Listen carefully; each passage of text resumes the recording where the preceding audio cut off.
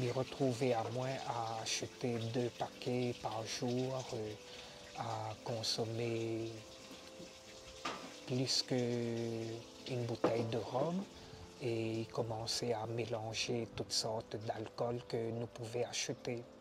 Quand il était plus jeune, ma vie était quand même bien. C'est au fil de l'âge, me demandais à moi pourquoi je ne travaillais pas, pourquoi m'avait point de fameux dans ma vie. M'a commencé à faire comme tout le monde, de boire et de fumer lors d'une fête familiale. Comme il n'avait plus trop de fêtes, donc me retrouvais à moi dans mon coin de la chambre à fumer une cigarette par la fenêtre. Ça a commencé à devenir une addiction vers l'âge de 20 ans, 22 ans. Je ne travaillais pas, m'avait pas bien réussi la scolarité. Donc nous étions regroupés à nous entre camarades et nous avons commencé à boire du rhum et ensuite toutes sortes d'alcool que nous pouvions acheter. Et ensuite les passer d'une cigarette à une dizaine et ensuite à commencer à acheter carrément les paquets. Moi, le fait d'avoir rencontré une copine, il était tellement content. Et ensuite, je ne m'y attendais pas à ce qu'elle me quitte. Donc c'est à partir de là vraiment, m'a commencé à sombrer carrément dans les différentes drogues et aussi avec les amis que m'avaient tellement confiance qu'il arrivait à Zot de piéger mon verre ou ma bouteille de bière par exemple. Et tout ça, me sentais à moins trahi par tout le monde.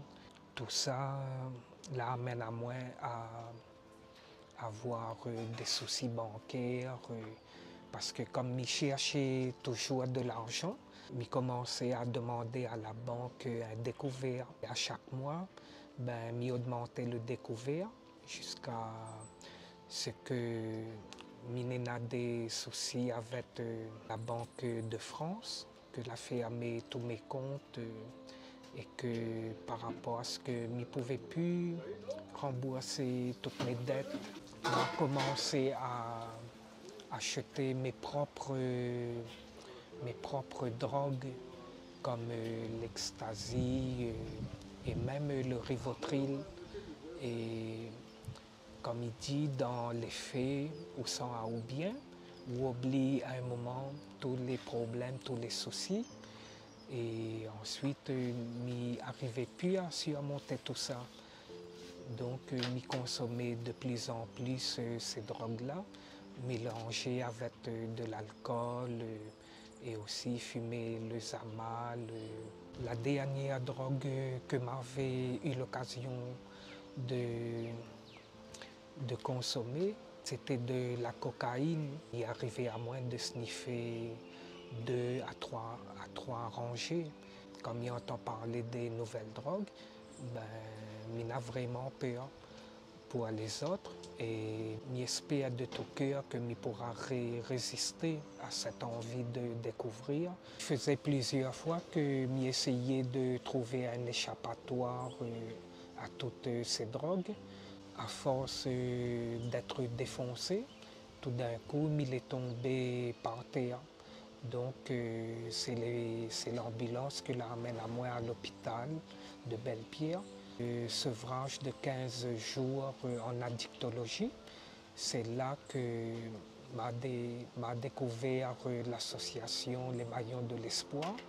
Et c'est là que m'a rencontré M. Jean-Claude Franchin, qui était venu pendant une séance pour présenter l'association.